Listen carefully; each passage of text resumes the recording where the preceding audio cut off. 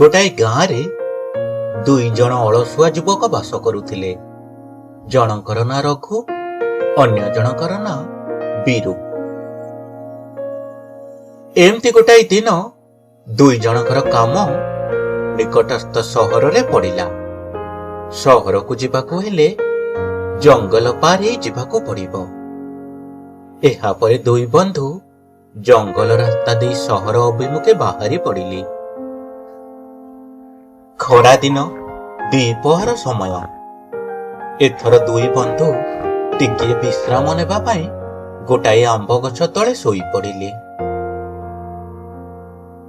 ଏହା ଭିତରେ କୁଆଡୁ ଥିଲା ଗୋଟାଏ ବୁଲା କୁକୁରଟାଏ ଆସି ରଘୁର ମୁହଁକୁ ଚାଟିବାରେ ଲାଗିଲା।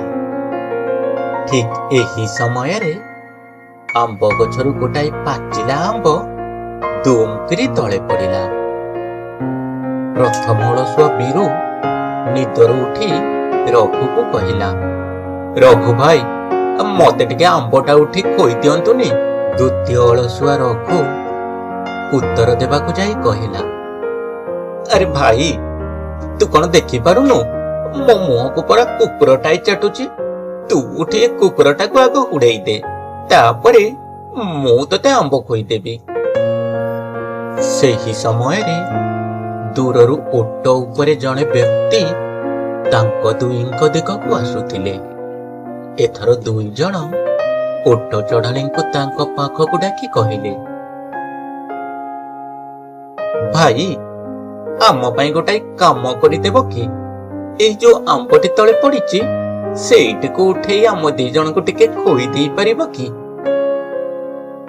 ସେମାନଙ୍କ ମୁହଁରୁ ଏ କଥା ଶୁଣି ଓଟ ଚଢାଳୀଟି କହିଲା, ଆଚ୍ଛା, ଏଇ କାମ ପାଇଁ ତେବେ ତୁମେ ମତେ ଏତେ ବାଟରୁ ଡାକିଛ? ନିଜ ପାଖରେ ପଡିଥିବା ଆମ୍ବଟିକୁ ନିଜେ ଗୋଟେଇ ଖାଇ ପାରୁନାହଁ। ଆରେ, ତୁମେ ଦିଟା ଏତେ ବଡ ଅଳସୁଆ। ଅଳସୁଆକୁ ତ ସ୍ୱୟଂ ଭଗବାନ ବି ସାହାଯ୍ୟ କରିନଥାନ୍ତି। ମୁଁ ତୁମର କିପରି ସାହାଯ୍ୟ କରିବି? ଅଳସୁଆ କୋଉଠିକାର ଦିଟା। ଏହାପରେ ଓଟ ଚଢାଳୀଟି ନିଜ ରାସ୍ତାରେ ହଜିଗଲା।